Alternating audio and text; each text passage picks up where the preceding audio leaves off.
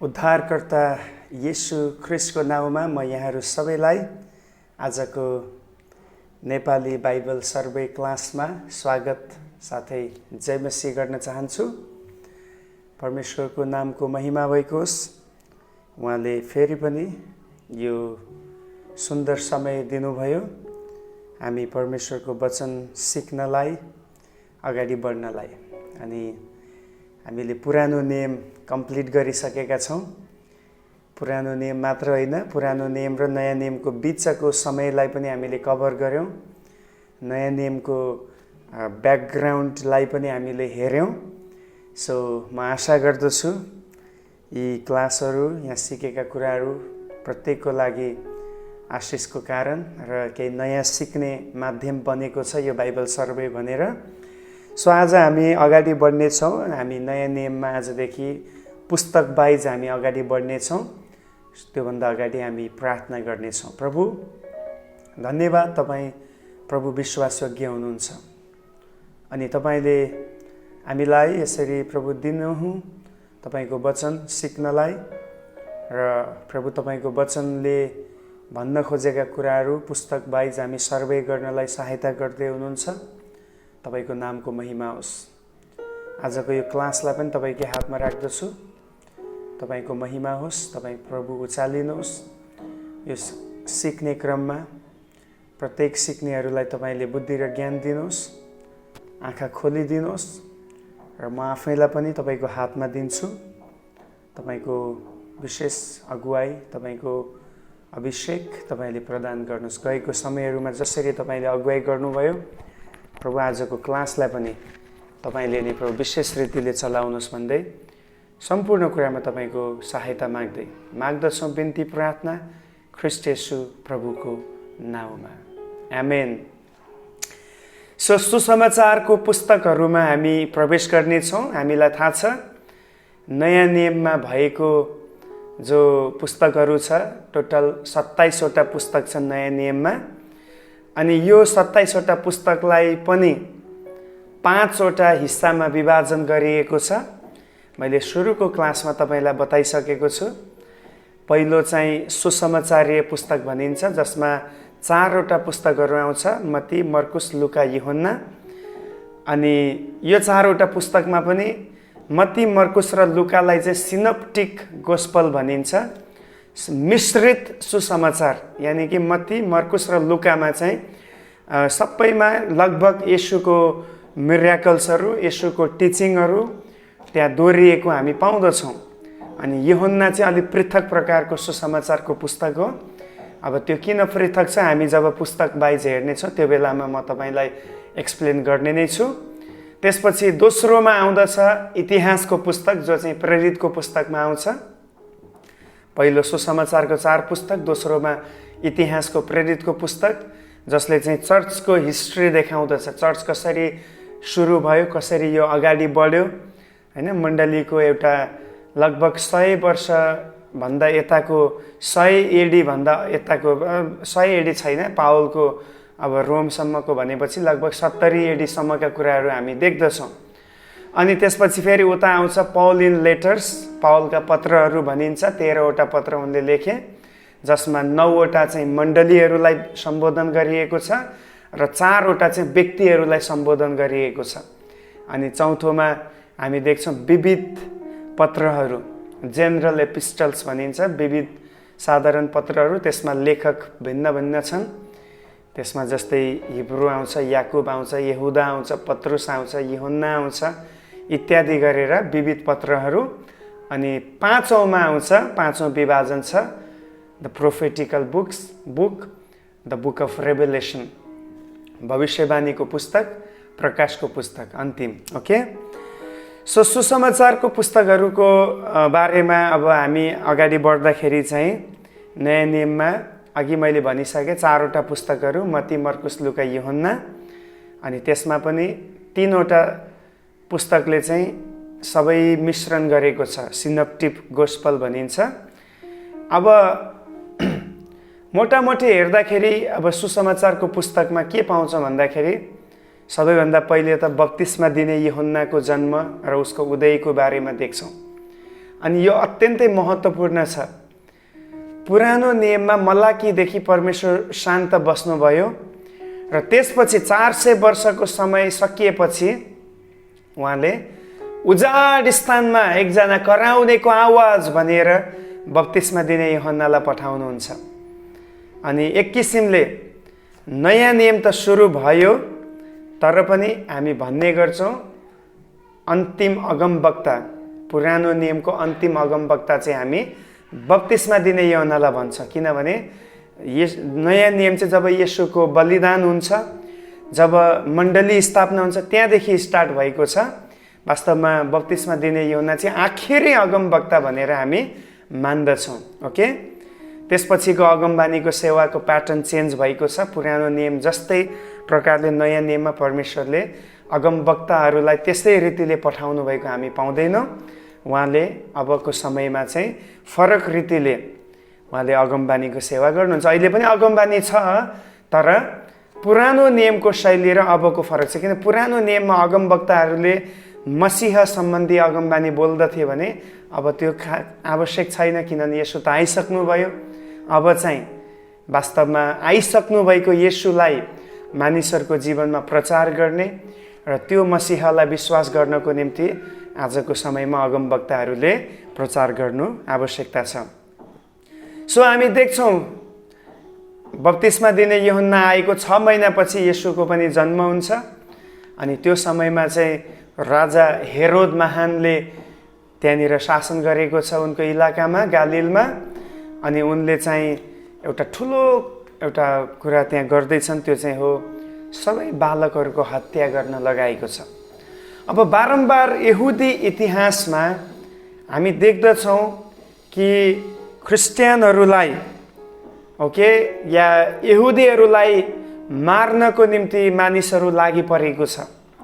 कारण चाहिँ यही थियो, उत्पत्ति 3:15 परमेश्वरले यही प्रतिज्ञा गर्नुभयो कि स्त्रीको सन्तान भएर जन्मनेले शैतानको शिरलाई कुल्चनु हुनेछ। यस, त्यो चाहिँ येशू ख्रीष्ट सम्बन्धी भएको भविष्यवाणी थियो, अगमबानी थियो। अनि यो अगमबानी चाहिँ शैतानले पनि सुनेको थियो। त्यसकारण शैतान is trying to destroy the God's planning.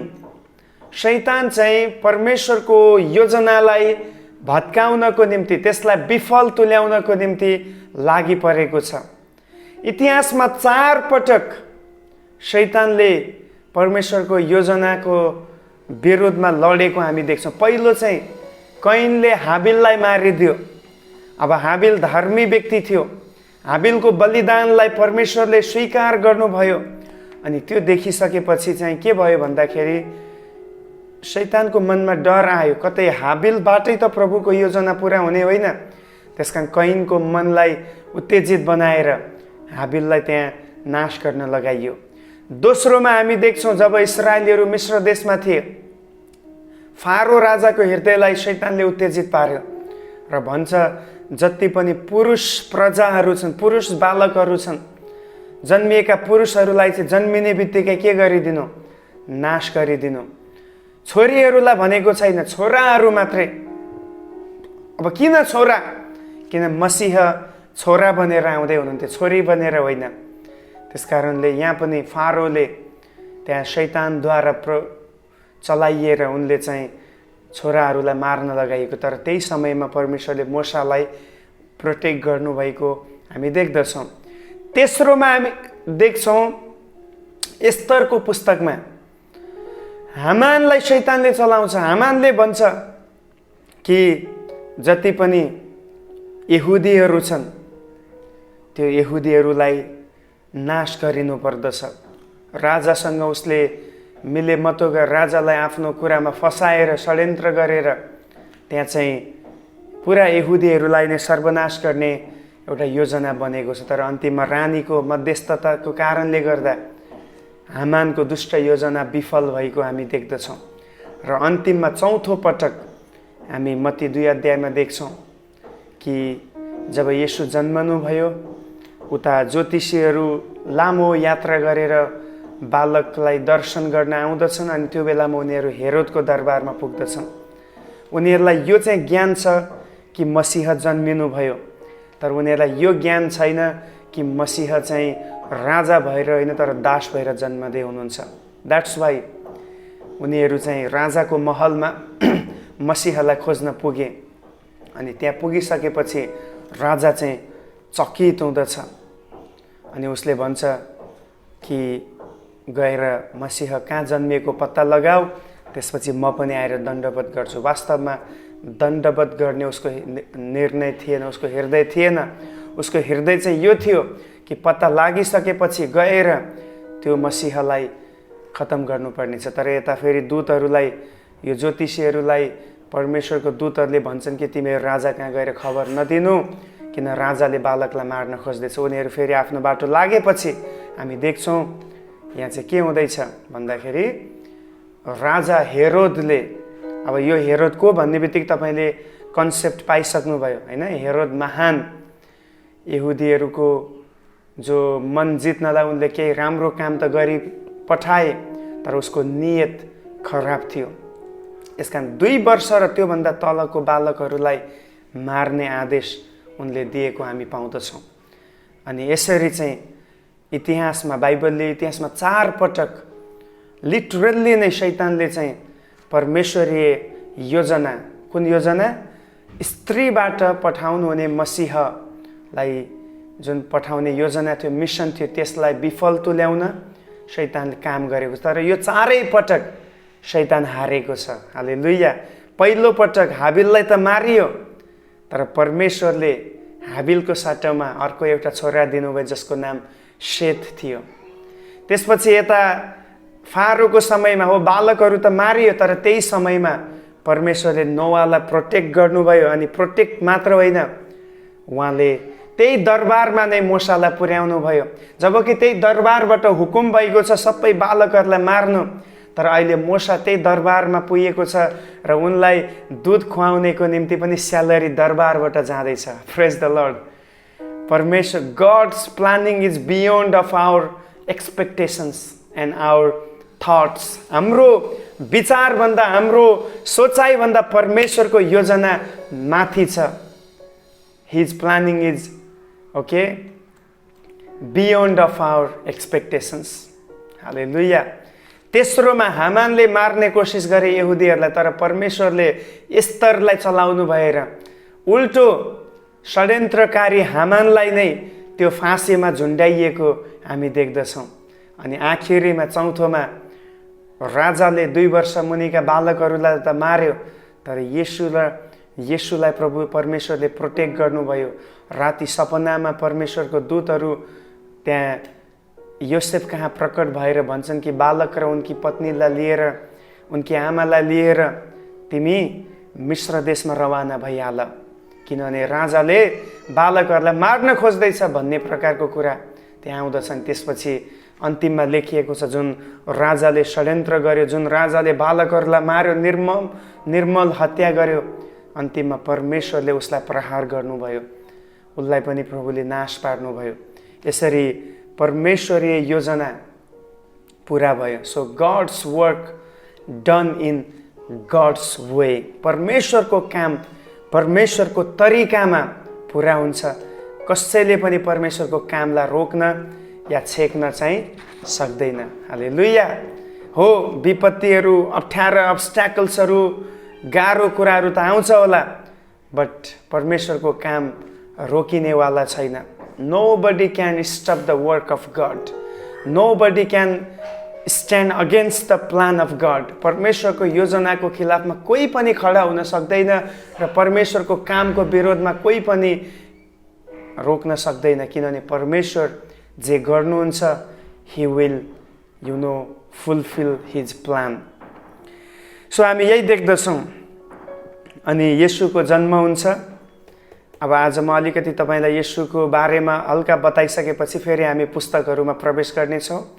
येशू कहाँ जन्मिनुहुन्छ? बालकको रूपमा बेथलेहेममा जन्मिनुहुन्छ। बेथलेहेम, मिका 5:2 भने अनुसार बेथलेहेममा जन्मने हुने कुरा त्यहाँ लेखिएको छ। येशू कसरी जन्मनुहुन्छ? एउटा कन्याद्वारा। यशाया 7:14 अनुसार कन्याद्वारा जन्मिनुहुन्छ। अनि यशाया 9:14 अनुसार चाहिँ उहाँको स्वभावको विषयमा बताइएको छ। उहाँ चाहिँ अनन्तको परमेश्वर, शक्तिशाली हुनुहुन्छ, उहाँ शान्तिका राजकुमार हुनुहुन्छ, सल्लाहकार हुनुहुन्छ इत्यादि उहाँको विशेषताको बारेमा जो चाहिँ येशूले आफ्नो सेवकाईमा देखाउनु भएको हामी देख्छौँ। सो उहाँ कन्याद्वारा जन्मिनुभयो, बेथलेहेममा जन्मनुभयो। उहाँको हुर्काई बढाइ नासरतमा भयो। हामीलाई थाहा छ नासरत भनेको एकदमै हेला र एकदमै हेपिएको पिछडिएको ठाउँ, किनभने त्यहाँ चाहिँ अलिकति तल्लो प्रकारको कम स्ट्याटसका व्यक्तिहरू, लो प्रोफाइलका व्यक्तिहरू बस्ने गर्थे। बट रिमेम्बर वान थिङ, संसारले जुन व्यक्तिलाई, जुन ठाउँलाई कमजोर बनाउँछ, God will lifting up them. Hallelujah. परमेश्वरले तिनीहरूलाई माथि उठाउनुहुन्छ। नासरत यहुदी कन्सेप्टमा पिछडिएको ठाउँ, बट याद गर्नुहोस् आज संसार, पुरा संसारले यो नासरतलाई जोड्ने गर्दछ। हामी जब प्रार्थना गर्छौँ, हामी अधिकारसहित प्रार्थना गर्दा भन्ने गर्दछौँ नासरतका यीशु ख्रिस्टको नाउँमा। यस, जुन ठाउँलाई मानिसहरूले हेलाको दृष्टिमा राखे, परमेश्वरले त्यो ठाउँलाई सबैको जिब्रोमा झुन्ड्याइदिनु भयो। जुन व्यक्तिलाई यहुदीहरूले तिरस्कार गरे, त्यही व्यक्ति संसारको मुक्तिदाता हुनुभएको छ। प्रेज द लर्ड। सो उहाँ नासरतमा हुर्किनु भयो, त्यस कारण उहाँलाई नासरतको यीशु भनिन्छ। उहाँ 30 वर्षसम्म आफ्नो आमा बुवाको अधीनमा रहनुभयो। अब 12 वर्षको उमेरमा उहाँलाई यरुसलेममा धर्मगुरुहरूको बिचमा देखियो भनिएको छ। अनि त्यसपछि उहाँ आफ्नो आमा बुवासँग आएर आज्ञाकारी भई बस्नुभयो। धेरै स्कलर्सहरूको भनाइअनुसार उहाँको बुवा, शारीरिक बुवा योसेफको मृत्यु भएको कारणले, एज अ एल्डर सन, जेठो छोरा भएको कारणले गर्दाखेरि उहाँले आफ्नो घर परिवार सम्हाल्नुपर्ने, आमालाई भाइ बहिनीलाई हेर्नुपर्ने, त्यसमा उहाँले सिकर्मीको पेसा गर्नुभयो। जबकि उहाँको बुवाले पनि, योसेफको काम पनि सिकर्मी थियो हैन, कार्पेन्टर थियो। अनि येशूले पनि त्यो काम गर्नुभयो भन्ने कुरा हामी देख्छौँ। अनि त्यसपछि उहाँको सेवकाईमा उहाँले 12 जना चेलाहरू छान्नुभयो। अब त्यसमा कोही मछुवाराहरू थिए, कोही कर उठाउने थिए, कोही डक्टर थिए, कोही अधिकारीहरू थिए। हाई प्रोफाइलदेखि लिएर लो प्रोफाइलसम्मका, धेरै अनुभवीदेखि लिएर कम अनुभवी, धेरै राम्रो शिक्षा पाएकादेखि लिएर कम शिक्षा भएको, अलग अलग एक्सपिरियन्सवाला व्यक्तिहरूलाई प्रभुले आफ्नो पछि लाग्नलाई 12 जना फुल टाइम चेलाहरू उहाँले चुन्नुभयो। ओके। अनि उहाँले चाहिँ मेनली सेवा गर्नुभएको ठाउँहरू भनेको गालिल समुद्र, त्यसपछि यर्दन नदी हामी देख्छौँ उहाँ बप्तिस्मा लिनुभएको ठाउँ, मृत सागरका आसपास भूमध्य सागर, अनि सामरियामा उहाँ जानुभयो, यहुदियामा उहाँ जानुभयो, त्यसपछि पेरिया भन्ने ठाउँमा पनि उहाँ जानुभएको हामी देख्छौँ, सेवकाई गर्नुभएको हामी देख्छौँ। अब म मोटामोटी भन्दैछु, अब उहाँले कुन ठाउँमा के सेवा गर्नुभयो भनेर त सबै हामी यहाँ बताउन गाह्रो पर्छ समयको कमीले गर्दा। अनि म इच्छा गर्दछु जब बाइबल सर्वे सकिन्छ, ख्रिस्टको जीवनी, लाइफ अफ क्राइस्ट यदि प्रभुले अलाउ गर्नुभयो भने हामी त्यो सिक्नेछौँ। त्यो बेलामा हामी एकदम डिटेलमा हेर्नेछौँ येशूको जीवनमा के थियो, कहाँ कहाँ जानुभयो, के गर्नुभयो। किनभने हामी क्रिस्चियनहरूले सिक्नुपर्ने मुख्य व्यक्ति येशू ख्रिस्ट हुनुहुन्छ। त्यो पछिको कुरा हो, वेल त्यो हामी पछि हेर्छौँ। पेरियामा उहाँले सेवा गर्नुभयो, बेथलेहेममा उहाँको बारेमा हामी पाउँछौँ। सुखार भन्ने ठाउँमा उहाँले सेवा गर्नुभयो, नासरत उहाँले सेवा गर्नुभएको ठाउँ, कफरनहुम, ओके, कफरनहुममा पछि उहाँको घर नै त्यहीँ भएको हामी पाउँछौँ। धेरै म्याक्सिमम टाइम उहाँले त्यो ठाउँमा बिताउनु भयो। यरुसलेममा उहाँको सेवा हामी देख्छौँ, मन्दिरहरूको आसपासमा सेवा गरिएको। कैसरिया फिलिप्पीमा, अनि त्यसपछि अन्तिममा डेकापोलिस। यो जति पनि नामहरू मैले लिएँ, यी ठाउँहरूमा केन्द्रित भएर येशूले आफ्नो 3.5 वर्षको सेवकाई पुरा गर्नुभयो। अब उहाँको सेवकाईको समय भनेको अब धेरै स्कलर्सहरूको भनाइअनुसार 40 महिना, 3 वर्ष 4 महिना उहाँले सेवा गर्नुभयो। अब 3.5 वर्ष हामी भन्ने गर्छौँ, एक्चुअली 40 महिनाको हामी रेकर्ड पाउँदछौँ। अनि त्यसपछि उहाँको मृत्यु यरुशलेममा हुन्छ। त्यसपछि मृत्युपछि तेस्रो दिनमा उहाँ पुनर्जीवित भएर 40 दिनसम्म फेरि आफ्नो चेलाहरूसँग गालिलको नगरका आसपासमा उहाँ प्रकट हुनुभयो। धेरै पटक चेलाहरूको बिचमा उहाँ रिबिल्ड हुनुभएको हामी पाउँदछौँ। अनि त्यसपछि अन्तिममा जैतुन भन्ने डाँडाबाट सबैजनाले हेर्दा हेर्दै एउटा ठुलो भिड त्यहाँ थियो। लगभग 500 जनाभन्दा बढी त्यहाँ थिए भनेर कोरिन्थीको पत्रमा लेखिएको छ। त्यो 500 जनाको ठुलो भिडको बिचबाट उहाँ हेर्दा हेर्दै उठाइ लगिनुहुन्छ। अनि त्यसरी उठाइ लगिसकेपछि उहाँले यही भन्दै हुनुहुन्छ कि जसरी म अहिले गएको छु त्यसरी म फेरि तिमीहरूलाई लिनको निम्ति आउँदैछु भनेर येशूले भन्नुहुन्छ। सो मोटामोटी ख्रिस्टको अब जीवनी यति नै छ। अब हामी फेरि पुस्तकमा जब हामी जानेछौँ त्यो कुराहरूलाई हेर्नेछौँ। सुसमाचारका पुस्तकहरूले मत्ती, मर्कुस, लुका र केही चाहिँ यूहन्नामा पनि हामी देख्छौँ। यी सबै पुस्तकहरूले बताए अनुसार चाहिँ उहाँको संक्षिप्त जीवनी चाहिँ यही नै छ। बेथलेहेममा जन्मिनुभयो, नासरतमा हुर्कनुभयो, अनि त्यसपछि उहाँले सेवकाई यिनी ठाउँहरूमा गर्नुभयो। अब उहाँको सेवकाईको वर्षहरूको पनि अलग अलग कुराहरू छ। पहिलो वर्ष चाहिँ तयारीको वर्ष भनिन्छ, द इयर अफ प्रिपरेसन।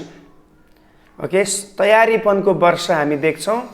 येशूले तयारीपनको वर्षमा के गर्नुभयो? ठाउँहरू चिन्नुभयो, त्यसपछि चेलाहरू नियुक्त गर्नुभयो, उहाँ आफैले बप्तिस्मा लिनुभयो, 40 दिनसम्म उपवास बसेर शैतानबाट परीक्षित हुँदै उजाड स्थानमा लगिनुभयो, मानिसहरू चिन्नुभयो, कुराहरू बुझ्नुभयो। किनभने एज अ ह्युमन याद गर्नुहोस्, येशू ख्रिस्ट 100% उहाँ चाहिँ डिभाइन पनि हो, स्वर्गीय पनि हो र 100% नेचुरल हो। जस्तो तपाईँ र म छौँ त्यस्तै येशू पनि हुनुहुन्थ्यो। हामीलाई भोक लाग्छ उहाँलाई पनि लाग्थ्यो, हामीलाई निन्द्रा लाग्छ उहाँलाई पनि लाग्थ्यो, हामीलाई रिस उठ्छ उहाँलाई पनि रिस उठ्थ्यो। उहाँसँग फिजिकल, स्पिरिचुअल अनि त्यसपछि इमोसनल यो सबै गुणहरू उहाँमा थियो। त्यस कारण यो सबै कुरा हामी देख्छौँ। मात्र पाप उहाँले गर्नु भएन, पापको कुनै पनि दाग या हिस्सा उहाँको जीवनमा पाइएन। बाँकी पापलाई छोडेर सबै कुरा अलमोस्ट तपाईँ र म जस्तै थियौँ।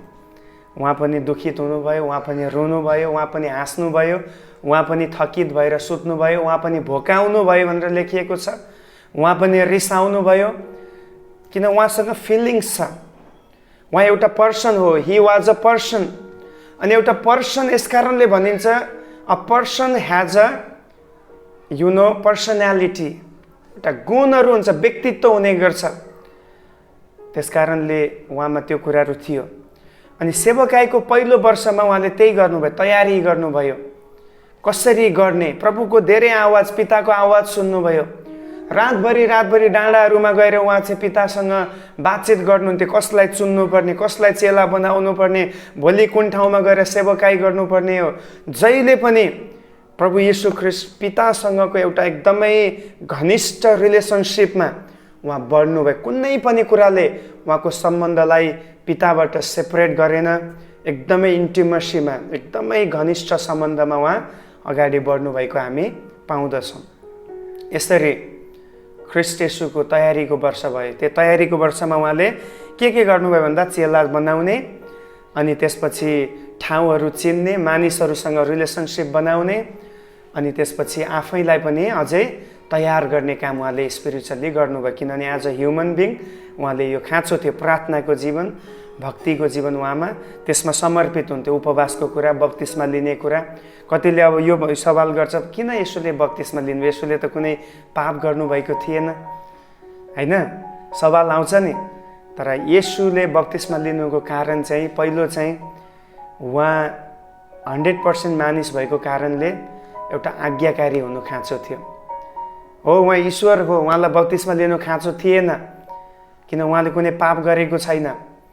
तर मानिस as a human being, 100% natural being भएको कारणले उहाँले चाहिँ म पनि पिताको अधीनमा छु, म उहाँको आज्ञालाई मान्नुपर्छ भन्ने कुरा त्यसलाई देखाउनु दोस्रो चाहिँ धार्मिकता पुरा गर्नु।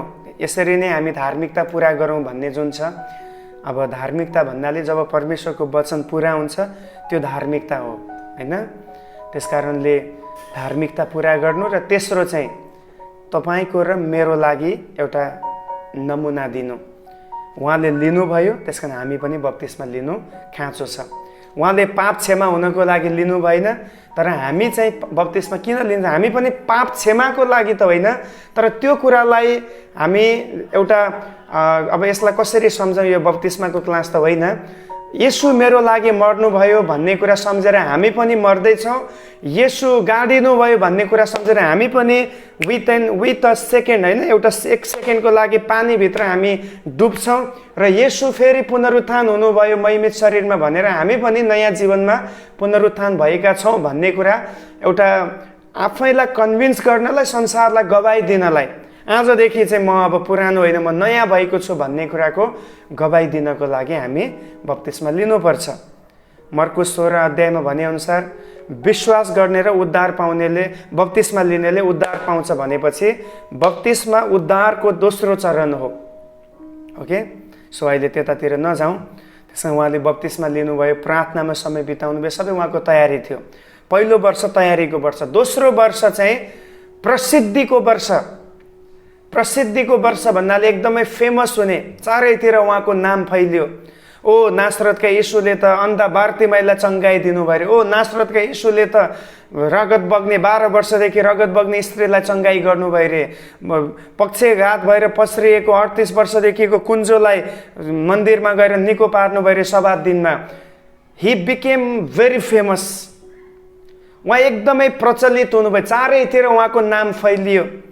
5000लाई खुवाउनु भयो रे, पानीलाई दाखरसमा परिणत गर्नुभयो रे, इत्यादि जति पनि प्रचलित हुने कामहरू छ त्यो उहाँले यो वर्षमा गर्नुभयो। किन संसारले थाहा पनि पाउनु पर्ने थियो कि मसीह आउनु भएको छ।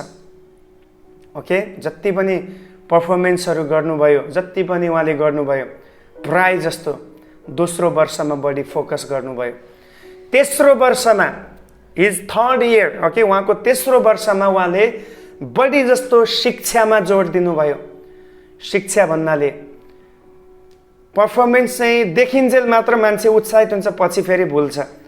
हिजो बिमार भएको व्यक्ति आज फेरि अर्को बिमारी लाग्न सक्छ, तर टिचिङले चाहिँ, टिचिङ चेन्ज द लाइफ। शिक्षाले चाहिँ जीवनलाई परिवर्तन गर्दछ। Teaching establishes our foundation. शिक्षाले चाहिँ हाम्रो जगलाई बलियो बनाउँछ, निर्माण गर्ने काम गर्छ। Without teaching we cannot be a strong person in Christ. शिक्षा बगैर हामी प्रभुमा बलियो व्यक्ति बन्नै सक्दैनौँ।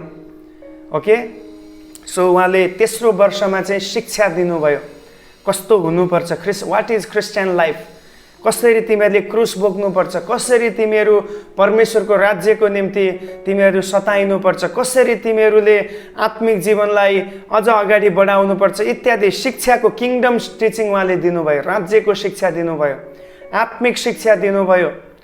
ओके, अनि बाँकी रहेको जति थोरै समय थियो, अब 4 महिना 6 महिना जति भने पनि त्यो चाहिँ उहाँले बढी जस्तो चाहिँ चेलाहरूसँग उहाँले समय बिताउनु भयो। यो 1 देखि तेस्रो वर्षमा चाहिँ भिडमा उहाँ बढी रुचाउनु भयो, किनभने भिडलाई उहाँले सुसमाचार सुनाउनु थियो। अबको छोटो समय, छोटो महिनाहरू चाहिँ ही फोकस्ड इन हिज डिसाइपल्स। चेलामा नै उहाँले फोकस गर्नुभयो, चेलाहरूलाई अझ निर्माण गर्नु। किनभने अब उहाँ त जाँदै हुनुहुन्छ, अनि उहाँ गइसकेपछि यो कामलाई निरन्तरता दिनेहरू भनेको चाहिँ यही 12 जना चेलाहरू हुन्। त्यसकारण उहाँको लक्ष्य थियो उहाँले 12 जना चेलाहरूलाई चाहिँ बढी एकदमै निर्माण गर्नु। एक किसिमले येशूले धेरै ठाउँमा हात त हाल्नुभयो, तर उहाँले फोकस चाहिँ 12 जना चेलालाई गर्नुभयो। अनि यो एउटा एकदम उत्तम अगुवाको नमुना हो। कतिचोटि हामी पुरा संसारमा नै प्रचलित हुन खोज्छौँ, संसारमा सबै कुरा गर्न खोज्छौँ, त्यो सम्भव छैन। एटलिस्ट हामी केही व्यक्तिलाई फोकस गरेर म मेरो जीवनमा यी व्यक्तिहरूलाई तयार गर्नेछु, भनेर फोकस गऱ्यौँ भने चाहिँ हामीले राम्रो जोसुवाहरू निर्माण गर्नेछौँ, राम्रो तिमोथीहरू हामी बनाउन सक्नेछौँ, राम्रो चेलाहरू हामी निर्माण गर्न सक्यौँ भने प्रभुको काम पछि पनि बरकरार हुनेछ। त्यसकारण येशूले अन्तिम उहाँका महिनाहरू चाहिँ चेलाहरूसँग बढी समय बिताउनु भयो ताकि उनीहरूलाई अझ निर्माण गर्न सकियोस्। अनि पछि गएर चेलाहरू यही शिक्षा पाएकोले गर्दा उनीहरू परिपक्व हुँदै गएको हामी देख्दछौँ। सो चारवटा सुसमाचारहरूलाई मिलाएर बताउने कुरा यति नै छ। अनि भोलिदेखि हामी फेरि हामी सुसमाचारको पुस्तकतिर प्रवेश गर्नेछौँ। आजको क्लास सबैको लागि आशिषित भयो भन्ने म आशा गर्छु। प्रभुले यहाँहरू सबैलाई आशिष दिनुभएको होस्। जय मसीह।